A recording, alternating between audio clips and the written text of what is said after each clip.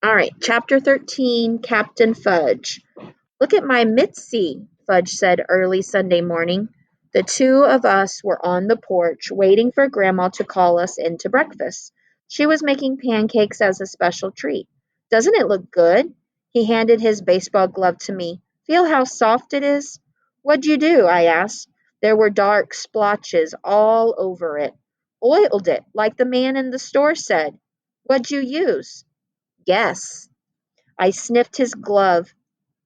There was a familiar smell to it. I'll give you a hint, he sang. It's pink.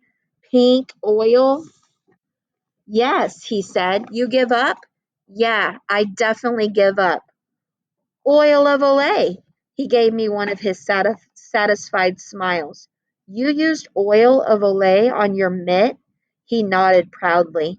Oil of Olay is for your skin, turkey brain. Mom uses it on her face. I'm not a turkey brain. You're the turkey brain, and you're just jealous because your mitt's not as soft as mine. Yeah, right.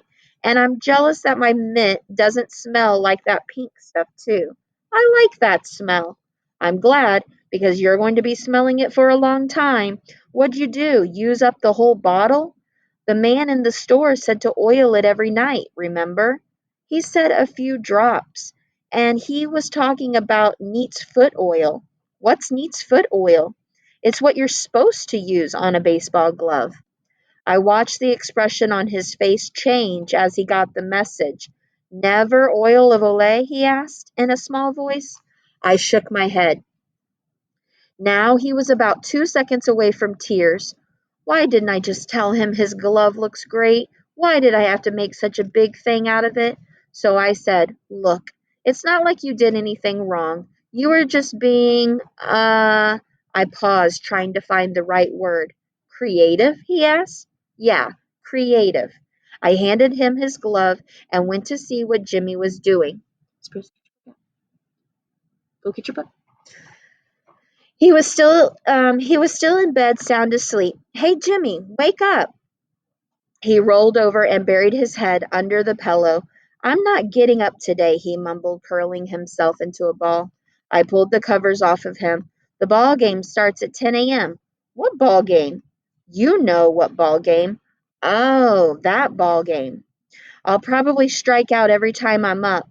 So what? I said. It's not every day you get to play with Big April. I never even heard of this guy until you started in on him. Too bad, I said, because he's headed for the Hall of Fame. Says who? Jimmy asked. There were more people at the high school field than I had ever seen in Southwest Harbor, and more dogs than I had ever seen anywhere. It, except in Central Park on a sunny day. Enough dogs for a team of their own. When Sheila saw all those dogs, she screamed and ran back to her father's car. I'll wait here, she said, slamming the door. It's going to be a long wait, Mr. Tubman told her. I don't mind, Sheila said.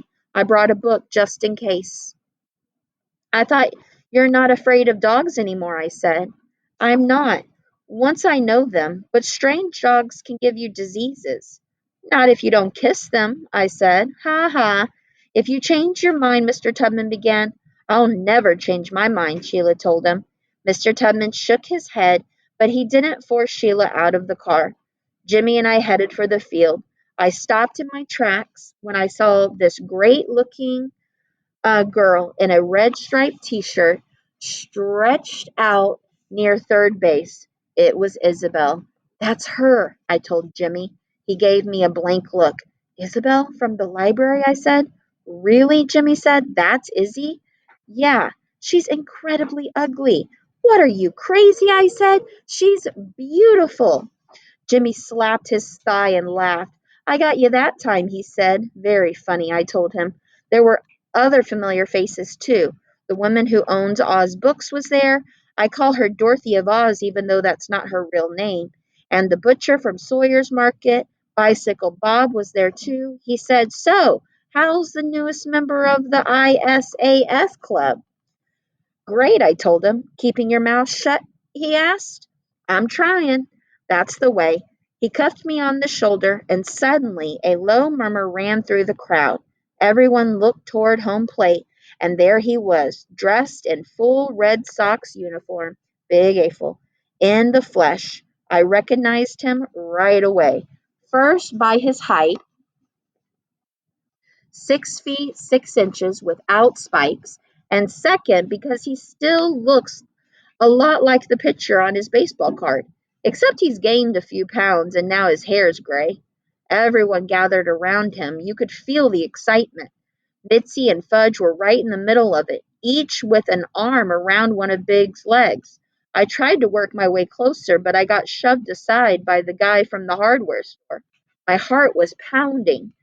Please let me be on his team, I prayed. I'll never ask for another thing if I can just play on his team. Then Big spoke, and his voice boomed. As most of you already know, these old knees aren't what they used to be. I can't take the field or run the bases anymore. He looked right at me and nodded, as if he knew me. But I can still knock one out of here every now and then. I cheered with the crowd. So, to be fair, Big continued, I bat for both sides. Everybody cheered again. Everybody except me. What? I said. How can he bat for both sides? That's impossible. That's against the official rules. When in Rome, some woman who was standing next to me said. I glared at her. She glared back and repeated the whole phrase as if it hadn't got as if I hadn't gotten it the first time. When in Rome, do as the Romans do. I've got news for you, I told her, feeling my face turn red. We're not in Rome. And I've got news for you, Junior, she said. Rudeness will not be tolerated in this game. Who's being rude? I asked. Cut it out, Peter, Jimmy whispered, grabbing my arm. I shook him off. Calm down, will you? He said. It's just a game. I suppose you think it's fair for him to bat for both sides? Yeah, I do. I looked away. My throat felt tight. Big grabbed a fistful of straws, and everyone who wanted to be captain drew one, including Jimmy and me. Look, Fudge said, holding up a short straw. I'm captain. Isabel held up the other short straw. I'm captain, too. I can't believe this, I said. Maybe she'll pick you for her team, Jimmy said. Yeah, sure. I wasn't about to admit I was hoping the same thing. Hey, Izzy, Fudge called. I'm writing that book already. I'm writing that book. I'm already on chapter 4. Fantastic, Isabel called back. Let's go, some guy with a serpent tattoo shouted. Choose up sides. This is a ball game, not a social hour. Captain Fudge, with his oil of lay mitt, got to choose first. So who did he pick? The biggest, strongest looking player? No, that would have made too much sense. He chose Mitzi. Then it was Isabel's turn. If I were the amazing Kreskin, I'd be able to make her choose me. I concentrated on my name, trying to get the message through to her. Peter Warren Hatcher. Peter Warren Hatcher. Isabel looked at me and smiled. Yes, I thought, it's going to work.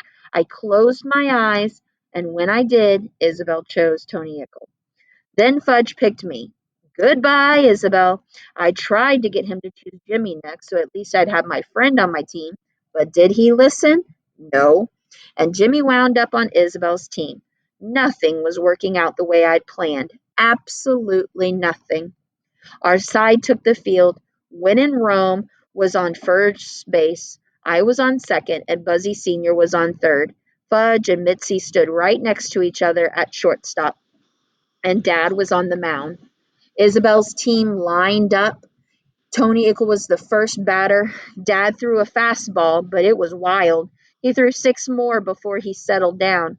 Lucky for us, it's a no-walk game. Tony popped up on the first one that crossed the plate. It came toward me. I was ready for it, but I took my eye off the ball for just a second just to make sure Big Eiffel was watching, and when I did, the ball dropped at my feet. I picked it up and panicked. My throw to first went over the head of When in Rome. Wake up, Junior, she called. Where are your eyes? In the back of your head? I could feel everyone staring at me. I swallowed hard and blinked back tears. If only I could do it over. I know I'd make the catch. It's all right, Peter, Dad said. We all make mistakes. Sure, I thought, but we don't all make two on the first play of the game. My legs were shaking and I felt Grandma's pancakes bouncing around in my stomach. Before the first half of the first inning was over, Isabel's team had 5 runs and Big hadn't even come up. When he did, he slammed one right out of sight and 2 more runs scored. Finally, it was our turn at bat. Bicycle Bob was on the mound for Isabel's team, and he put every pitch right down the middle. By the time I came up, we had 2 on and 2 out. Okay, I thought, this is it. This is my big chance. I can make up for my errors now. All I have to do is concentrate. I stood up to the plate. Bicycle Bob wasn't going to get anything by me. I could feel Big watching. I could feel him thinking, this guy might have potential after all.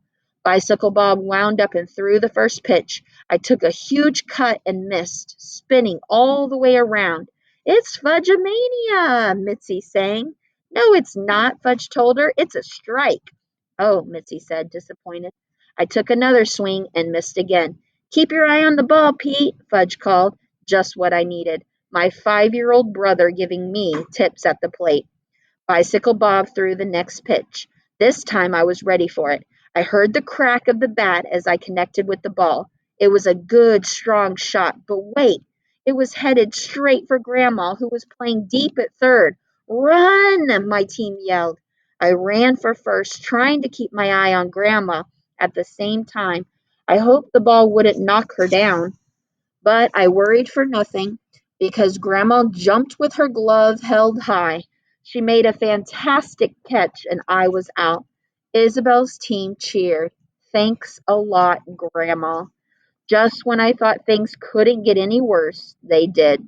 We were back in the field. Isabel came up to the plate. She's one of those players who wiggles the bat. Actually, she wiggles more than the bat, but I tried not to notice. She knocked a slow grounder right at Mitzi, but Mitzi knew what to do. She had her glove on the ground and her legs together so the ball couldn't get through. She stopped it. She picked it up. Look, she called, showing everyone. I got the ball. Throw! We all yelled at her. She looked confused, then threw the ball to Fudge, who was standing right next to her. By then, Isabel was on her way to second. Here, I yelled at Fudge, but instead of throwing the ball, he ran it over and personally handed it to me. By then, Isabel was on her way to third. Throw, Peter, Buzzy Sr. yelled, but I was scared I'd throw it away again, so I decided to fake a throw instead, and it worked. Isabel headed back to second. When she realized I still had the ball, she turned and tried for third again.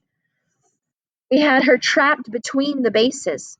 There was only one sure way to get her out, so I ran after her. It wasn't my fault she changed directions again and we collided, falling to the ground together. This isn't football, she shouted. Then she stood up, brushed herself off, and marched off the field. Yeah, Izzy, Fudge cheered. She's on the other team, I told him. You're supposed to cheer for me. I'm the one who tagged her out. Yeah, Pete, he and Mitzi cheered, jumping up and down. They were the only ones who did. As if that weren't enough, in the final inning, Jimmy hit a perfect double to left field, and Big shouted, Way to go, son! I thought Big wasn't supposed to root for either team. I thought he was supposed to stay neutral. Finally, the game was over. Captain Fudge didn't mind that his team lost 26-8 or that he struck out every time he came to bat. He and Jimmy yacked all the way home. They sang, Take me out to the ball game. They made plans for next Sunday's game. I thought, You have to leave on Thursday, I said. Nah, my dad said as long as the weather's good, we can stay a while longer. Great, I said. But I wasn't sure I meant it. Big says I have real potential, Jimmy told me. He says I just have to build up my confidence. He says once I have confidence, there won't be any stopping me. I might even be heading for the majors. Great, I said again. Now I know how Dad felt yesterday on the boat, like a real loser. And it's all thanks to you, Peter, Jimmy said, dropping his arm over my shoulder. If you hadn't forced me out of bed this morning, none of this would have happened. You're really my best friend. And you're my best brother, Fudge said, planting a sticky kiss on my face. Maybe I'm not such a loser, I thought. Maybe today just wasn't my day. But next Sunday could be completely different. Next Sunday, I might make a fantastic catch and hit a grand slam home run. Anything's possible in baseball. This time, when Jimmy and Fudge started another round of Take Me Out to the Ball Game, I sang with them. Mom hit the shower as soon as we got home, and when she came out, she called, Fudgy, where's my oil of Olay? Mr. Zuman took it, Mom, Fudgy said. Mr. Zuman is the guy who picks up the trash twice a week. Why would Mr. Zuman have taken my oil of Olay? Because the bottle was empty. Fudge was tying a red bandana around Turtle's neck. All the dogs at the game wore bandanas. But it was a brand new bottle, Mom said. It was still empty, Mom. But you said you only needed a few drops for Mitzi. Not Mitzi, Fudge said. My Mitzi. Your what? Mom asked. You know, my baseball glove. You used oil of Olay on your baseball glove? Fudge undid the bandana from Turtle's neck and tied it around his leg instead. Turtle barked. You used all my oil of Olay on your Mitzi? Mom asked. Right, Fudge said. I can't believe this, Mom said to herself. All my oil of Olay. Olay, Uncle Feather said as Sheila came into the room. Olay. I didn't know your bird speaks Spanish, Sheila said. He doesn't, I told her. But I just heard him say "Ole." Sheila went over to Uncle Feather's cage and snapped her fingers. "Ole!" she sang. "Ole! Ole!" Uncle Feather sang back. You see, Sheila said to me. It's not that kind of Olay, I said. It's Olay. How could you possibly know that? Sheila asked. Believe me, I know. All right.